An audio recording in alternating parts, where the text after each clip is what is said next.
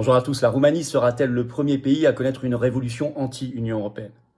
Car la Roumanie vient d'être victime de la continuation, l'accélération, l'aggravation du coup d'État, avec le rejet officiel de la candidature de Călin Georgescu, le candidat souverainiste qui veut quitter l'Union européenne, l'OMS et l'OTAN.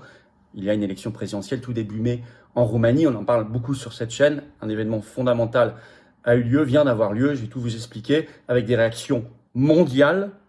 Ça va jusqu'à l'administration Trump, je vais en parler. Et évidemment, un écho, une résonance pour nous, Français, parce que c'est l'application du BDE, Bouclier démocratique européen. Je fus le premier responsable politique à vous alerter sur l'existence, la création de ce BDE et son rôle. Et on avait vu tout juste, encore une fois, sur l'affaire roumaine. On était seul mouvement politique à faire une manif tout début janvier dans un froid glacial sous les fenêtres de l'ambassade de Roumanie à Paris. Et en disant cette affaire va être très importante. Il y a une résonance française et mondiale de cette affaire, vous allez voir dans cette vidéo, des réactions malgré tout très fortes, intéressantes, et puis une réaction populaire roumaine immédiatement, et qui va monter encore dans les heures et les jours qui viennent, peut-être jusqu'à une révolution. Le mot est en train d'apparaître beaucoup en Roumanie et contre l'Union européenne. On va voir tout ça dans cette vidéo. Merci de la partager, pour ça vous abonner à cette chaîne YouTube. Pensez-y, un petit clic gratuit sur s'abonner ou réabonnez-vous. Certains m'ont dit récemment qu'ils l'avaient encore été. Vérifiez que vous n'avez pas été désabonné, réabonnez-vous le cas échéant ou abonnez-vous, même si vous l'avez jamais été à la chaîne. C'est juste un clic gratuit. Profitez-en pour appuyer sur la petite cloche ensuite une fois que vous êtes abonné. Comme ça, vous êtes notifié dès qu'il y a une nouvelle vidéo qui sort. Plus vous êtes abonné à la chaîne, je le rappelle, plus les vidéos sont recommandées par l'algorithme, plus elles circulent, plus elles touchent de nouvelles personnes qui nous découvrent. Et on élargit le socle du combat et de la résistance. Merci à vous. Le jeudi 27 mars, ce soir, je suis en réunion publique en Saône-et-Loire. Entrée gratuite, ouverte à tous. Il faut s'inscrire par un lien sous la vidéo en description. Pensez à vous inscrire. J'ai hâte de vous retrouver.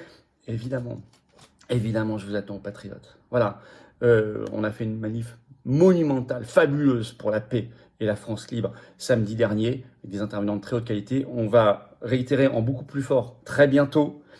Et il y en a beaucoup qui arrivent partout en France.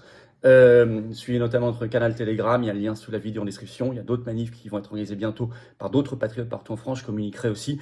Mais au niveau national, on va taper encore plus fort bientôt. Mais je peux pas faire tout ça sans vous. Il faut venir. Voilà, nous sommes le mouvement qui se bouge, peut-être même le seul qui se bouge réellement, mais en invitant tout le monde dans le rassemblement, la force, l'action, avec beaucoup de monde, le plus grand mouvement souverainiste de défense de la paix, de la liberté, du Frexit de France. Venez maintenant. Voilà, je vous attends. Vous pouvez adhérer, réadhérer par le premier lien sous la vidéo en description. Vous adhérez, réadhérez aux Patriotes. Vous pouvez faire un don au mouvement par le deuxième lien sous la vidéo en description. Ça permet de financer un mouvement et ses actions qui ne peuvent pas le faire. Ces actions, on ne peut pas les financer sans vous puisqu'on n'a pas un centime de subvention publique. Rien de rien, ni d'aide des banques. Et je rappelle que pour vous, adhésion, réadhésion, don, c'est défiscalisé aux 2/3. Donc ça fait baisser massivement en plus vos impôts. Profitez-en en ce tout début de semaine et soyez les bienvenus dans le mouvement. Vous pouvez également le faire par les liens qui sont sur les-patriotes.fr. Adhérer, réadhérer ou faire un don au mouvement. Bienvenue aux nouveaux adhérents patriotes, énorme bravo aux donateurs et aux réadhérents, on y va. Vers une première révolution anti-UE, ça chauffe en tout cas en Roumanie. Que se passe-t-il? Donc on va prendre le journal Daily Romania ce 9 mars au soir, c'est tout récent, tout frais. Le bureau électoral de Roumanie annonce par 10 voix contre 4 le rejet de la candidature de Călin Georgescu, candidature qui avait été déposée le 7 mars, sous les acclamations. J'avais relayé les vidéos, il y avait beaucoup de monde. Et les raisons de ce rejet par la commission électorale, ce qu'on appelle en Roumanie le bureau des élections, sont lunaires. Je vais vous citer la raison. Accrochez-vous bien.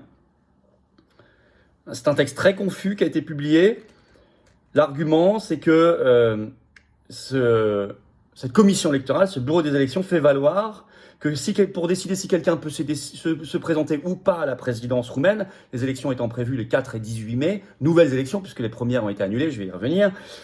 Donc cette commission doit vérifier si cette personne menacerait ou pas le cadre constitutionnel du pays, si elle était élue, et elle affirme que Georgescu ne défendra pas la démocratie. Donc c'est une commission électorale par 10 voix contre 4 qui dit qu'il ne peut pas se présenter parce que s'il est élu, il n'ira pas dans le sens de l'ordre constitutionnel roumain, et il ne défendra pas la démocratie. Et Romain Bessonnet, géopolitologue, secrétaire général du Cercle Aristote, qui était un des intervenants à la manif pour la paix qu'on a organisée samedi, avait lu dans le détail les arguments en disant, de préparatoire à cette décision, en disant ils estiment que l'appartenance à l'Union européenne est une garantie de défense de la démocratie et que ça fait partie de l'ordre constitutionnel roumain. Vous voyez comment, En fait, tout ça est fermé sur lui-même. Le seul argument qu'il donne pour justifier cette affirmation, comme quoi il ne défendrait pas la démocratie s'il était élu, c'est que c'est déjà cette cour qui a annulé le premier tour de l'élection présidentielle que Georgescu avait remporté, c'était en décembre, ce qui signifie qu'il n'avait pas donc respecté la procédure électorale. Ça démontre donc ipso facto qu'il viole l'obligation de défendre la démocratie. C'est un raisonnement circulaire. C'est nous-mêmes, nous avons annulé le premier tour, ce qui prouve qu'il y avait un problème. Donc s'il y a un problème, il y a un problème. Donc s'il y a un problème, on ne peut pas lui valider sa candidature. C'est un raisonnement circulaire. Autrement dit, c'est un raisonnement totalitaire. Vous avez compris. Il y a zéro argument. Or, dans les derniers sondages, il était donné, selon les instituts, entre 44 et 50% au premier tour. Au premier tour. 3 fois devant le second, qui est à 16%. Bon. Donc, alors, il est dans son programme, c'est un authentique, un vrai souverainiste, qui a défendu les libertés pendant le Covid, qui veut sortir de l'OMS, de l'OTAN, de l'Union européenne, qui défend la paix.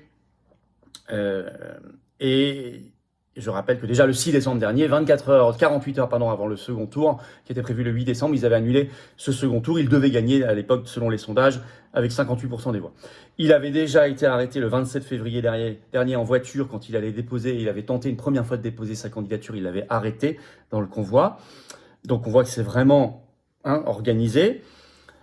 Et en fait, dès le 7 mars, seulement 2 heures après le dépôt de sa candidature, eh bien, un certain Rémus Pricopier, qui est recteur de la SNSPA, qui est une école de sciences politiques en Roumanie, qui est financée par les réseaux ONG Soros, avait déposé une plainte devant la Cour constitutionnelle de Roumanie contre sa candidature. Donc on voit qu'il y a une imbrication entre pression Union européenne, réseau Soros, on retombe vraiment dans les réseaux mafieux mondialistes. Alors là, il a 24 heures pour faire un recours devant la Cour suprême roumaine contre cette décision de la commission électorale de rejet de candidature. Mais vu ce qui s'est passé, je ne suis pas très optimiste, même si j'imagine qu'il a fait le recours. C'est l'application en fait du BDE, un bouclier démocratique européen, c'est pile poil ça. C'est-à-dire qu'on prend prétexte d'une pseudo-ingérence sur un réseau social pour perturber une élection nationale, voire empêcher des candidatures, annuler les résultats, annuler le scrutin. C'est exactement l'objet de ce qu'ils ont créé par le Parlement européen. C'est présidé au Parlement européen par Nathalie Loiseau, le bouclier démocratique européen.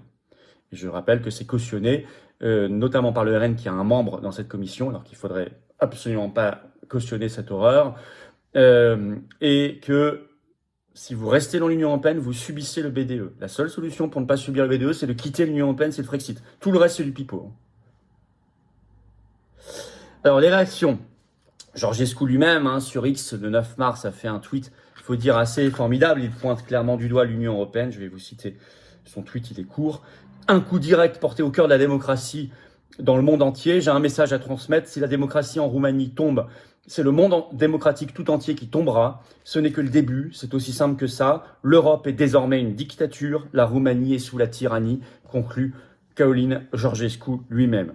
Alors Georges Simion, qui est son principal allié, qui est à la tête d'un grand parti souverainiste, organisateur des manifestations d'ailleurs en Roumanie, ex-candidat qui avait fait 14% des voix, qui s'est rallié à Georgescu cette fois-ci, a lui aussi tweeté sur X le 9 mars, je cite, « Le bureau électoral vient de rejeter la candidature de Călin Georgescu pour les élections présidentielles.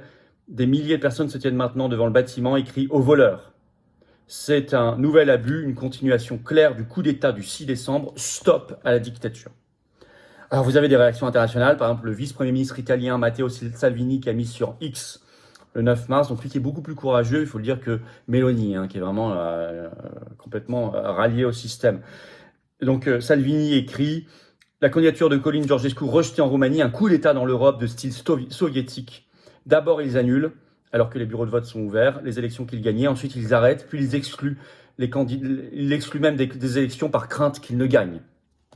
Elon Musk, à la tête d'un département ministériel américain, le DOGE, sur l'efficacité gouvernementale, a fait plusieurs tweets. Notamment, il a tweeté lui-même sur son compte X, donc ce 9 mars, « C'est fou !» pour l'exclamation sur cette information. Et il a retweeté quelqu'un qui écrivait « L'Europe a annulé plus d'élections que la Russie ».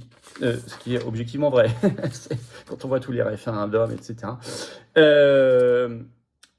Alors, la Roumanie va-t-elle elle-même vers la révolution anti-UE? Puisque je rappelle que déjà le 1er mars, c'est pas vieux. Il y avait eu des manifestations monstres historiques en Roumanie, avec notamment 300 000 personnes dans la capitale Bucarest, sur cette affaire.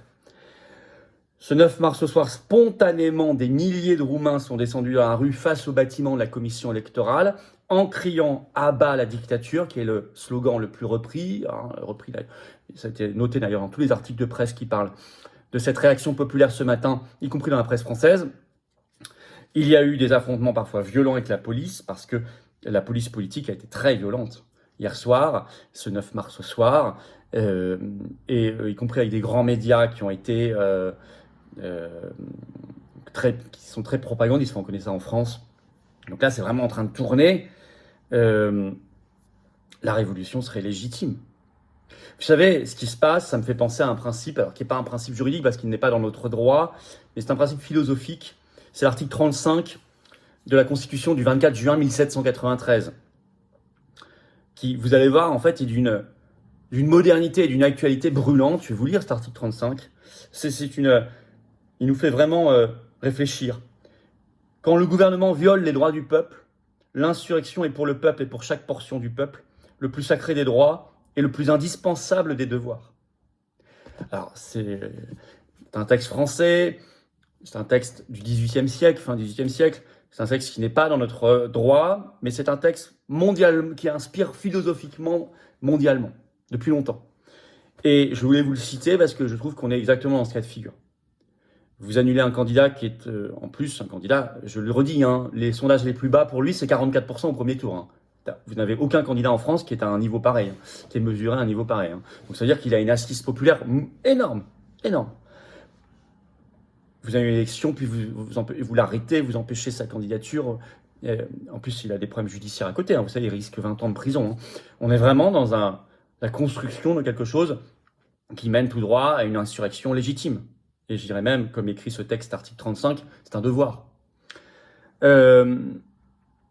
C'est pour ça qu'ils criaient à bas la dictature et que le mot révolution apparaît dans leur manif. Beaucoup. Alors après le DSA, Règlement européen de censure, le BDE, je viens de vous en parler, le bouclier démocratique européen, les menaces de Thierry Breton, l'ancien commissaire à la censure qui avait dit « on l'a fait en Roumanie, on le fera en Allemagne si nécessaire ». L'affaire roumaine qu'on vient de voir, la volonté de troisième guerre mondiale de l'Union européenne, l'armée européenne, la dissuasion nucléaire transférée, ce que vient de dire la Pologne, on en a parlé avec Romain Bessonnet et Maître Divisio dans l'entretien hier, la Pologne qui veut nous piquer le contrôle du bouton nucléaire, maintenant c'est dit, voilà, tout ça a été prévisible. Les actes de résistance sont vitaux et ils s'appellent Roumanexit en Roumanie, sortir de l'Union européenne, Frexit en France, sortir la France de l'Union européenne, et donc détruire l'Union européenne.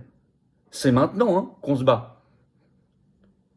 Comme je l'ai dit ce matin, juste avant d'enregistrer cette vidéo, on ne va pas se battre, pardonne-moi, trivialement, pour sa gueule en ce moment. Là, on est sur des affaires lourdes, graves, pour l'avenir de la France. On doit se battre pour la France. On doit se battre pour l'avenir des générations qui viennent. On doit se battre pour l'avenir de la liberté, du respect de la dignité des votes et de la démocratie réelle et des peuples en général. On doit se battre pour la souveraineté, on doit se battre pour la paix. On doit se battre pour nos enfants et nos petits-enfants. On doit se battre de manière existentielle pour la France, la liberté et la paix. Existentielle et l'indépendance nationale, c'est-à-dire le Frexit. Il faut être sérieux là-dessus. Et on l'était d'ailleurs début janvier en étant sous les fenêtres de l'ambassade de Roumanie en France. Et on l'est en proposant le Frexit et en se battant concrètement, y compris dans la rue, et par tout moyen, par militantisme, par tout moyen, par action judiciaire s'il le faut, pour tout cela. Voilà, merci de partager cette vidéo, ça fait déjà partie du combat. Pour cela, de vous abonner à cette chaîne YouTube par un petit clic gratuit sur s'abonner. Voilà, merci beaucoup, ça aidera beaucoup à la diffusion des vidéos. Toujours la pétition nationale contre l'européanisation de dissuasion nucléaire, c'est très très brûlant comme sujet, elle est en lien sous la vidéo en description pour la signer si ça n'est pas encore le cas. Se trouve également en lien sous la vidéo en description l'inscription pour notre belle réunion publique, très belle, du 27 mars, jeudi soir, en Saône-et-Loire. Inscription, information, c'est entrée gratuite, c'est ouvert à tous, mais pensez à vous inscrire. C'est ouvert y compris aux non-adhérents, bien sûr pour ceux qui me posent la question. Voilà, je vous attends. J'ai dit se battre concrètement, pas sa gueule, le pays. Faut pas être en ce moment dans les aventures personnelles, penser qu'il y a des choses qui sont absolument hors de propos. Il faut se battre. Les patriotes le font, faites-le avec nous. Venez, choisissez votre degré d'engagement en devenant adhérent ou en étant donateur. Faites ce que vous voulez, mais montrez que vous êtes dans le plus grand mouvement souverainiste, cette défense concrète par l'action de la liberté et de la paix, le Frexit. en nous rejoignant. J'ai besoin de vous en ce début de semaine. Nous sommes un mouvement indépendant, anti-oligarchique, qui n'a pas un centime de subvention publique, pas d'aide du système, rien, mais qui se bat concrètement pour l'intérêt supérieur de la patrie, pour le bien commun, pour le bien de l'humanité, je le crois aussi, profondément. Mais j'ai besoin de vous. Vous pouvez adhérer dès maintenant par le premier lien sous la vidéo en description. Ce lien est également commenté à une petite fiche sur l'écran maintenant, et dans quelques secondes, un lien sur l'écran. Choisissez. Vous pouvez faire un don au mouvement par le deuxième lien sous la vidéo en description. Ça permet de financer nos actions de toute nature, parce qu'on n'a pas de subvention publique, je le rappelle, pas un centime. Adhésion, réadhésion, dons sont également en lien sur les-patriotes.fr, notre site. Et tout ça est défiscalisé de vos impôts aux 2/3. Vous faites x2/3 de ce que vous mettez, vous retranchez de vos impôts. Vous le baissez, ça baisse vos impôts massivement. Profitez-en, faites pas ce cadeau à Macron, au fisc, qui en font n'importe quoi. Énorme bravo en tout cas aux donateurs, aux réadhérents, bienvenue aux nouveaux adhérents patriotes. Vive la France!